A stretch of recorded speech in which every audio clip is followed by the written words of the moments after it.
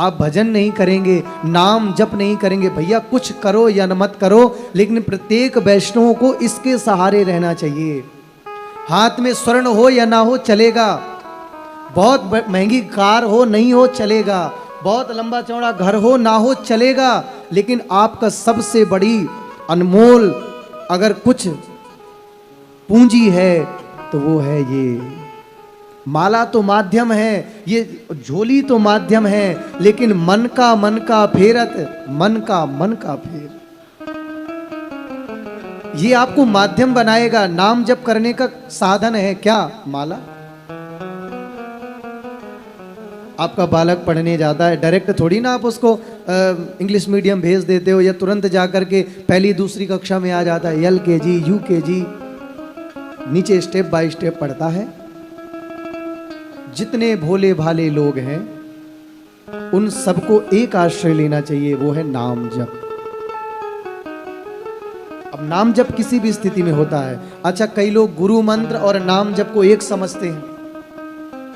गुरु मंत्र अलग है, जो गुरु ने आपको मंत्र दिया है उस मंत्र को आपको एक नियम से जपना है, आसन में बैठ के जपना है, पवित्र स्थिति में जपना है। वैसे पवित्र स्थिति में तो हर काम करना है, लेकिन आप यदि बैठ के भी नहीं जप पाओ, एक आसन भी नहीं पकड़ पाओ, तो नाम जप चलते फिरते घूमते नाम का आश्रय लो।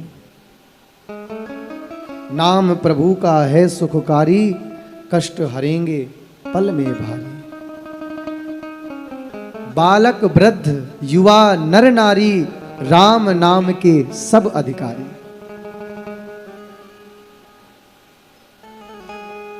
कैसी स्थिति होती जा रही है हम मानवों की। हम किस लिए आए थे और हम क्या काम कर रहे हैं। अभी और भयंकर कलयुग आएगा। कुछ बालक हैं जो सत्संग के कवच के सहारे आ गए हैं, वो माताओं की पीड़ा समझ रहे हैं, अपने पिता का दर्द समझते हैं। ये किसकी कृपा? ये सत्संग की कृपा है। अभी एक बड़ी खबर आई, एक बूढ़ी वृद्धा माता, 2 बेटे थे, आपस में दोनों बेटों ने माता का बंटवारा कर लिया।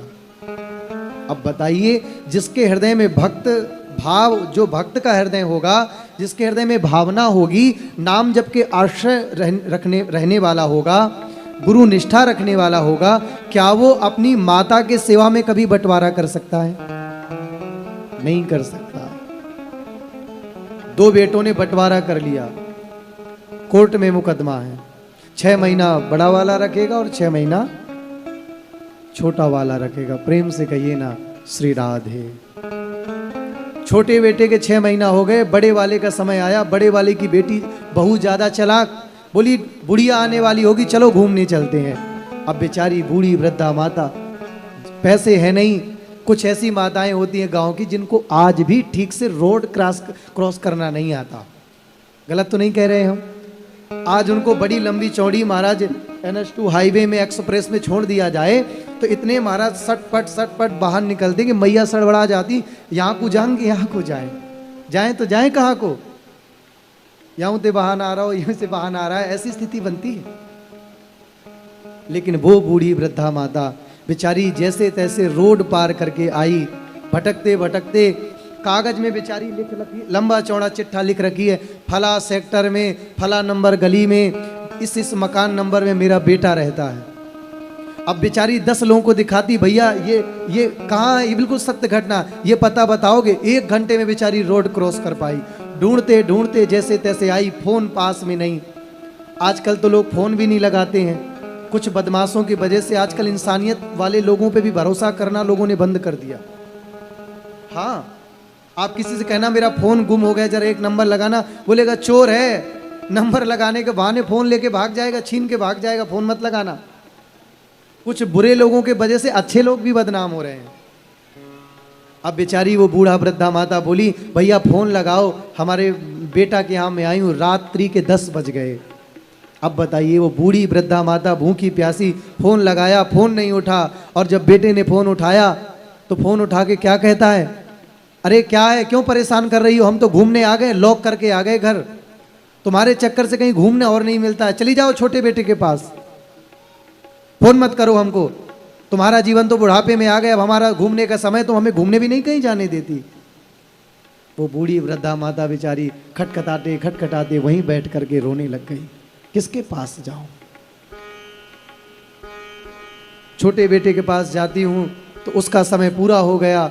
बड़े के पास आई तो उसने कह दिया तुम्हारे चक्कर में हम घूम तक नहीं पा रहे हैं, लॉक करके। अब बताओ, ऐसी मैया को भगाने के चक्कर में घूमने का बहाना करके बगल के कैफे में बैठा है बेटा, और क्या कहता है कि मैं भगवान की कथा सुनने वाला, भगवान का नाम जाप करने वाला, भगवान को मानने वाला कभी नहीं कह सकता। वो तो सोचेगा अरे माँ, उसका तो हृदय कप जाएगा, अरे मेरी माँ आ रही है। और ऐसे भी बालक पड़े हैं हमारे सनातन में, हमारे भारत में। अगर माँ के आने का समाचार सुन लें तो पूरा घर महाराज साफ सफाई करके इंतजार करके बैठे, माँ जैसे तू उतरना मैं तुरंत तुझे बस स्टॉप लेने आ जाऊंगा।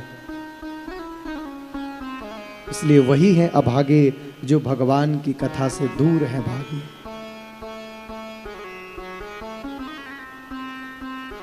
सूत जी कहते हैं, अरे ऋषियों, तुम्हारे मन का जो प्रश्न है ना, ये सबका प्रश्न है, और ये केवल तुम्हारा प्रश्न नहीं है।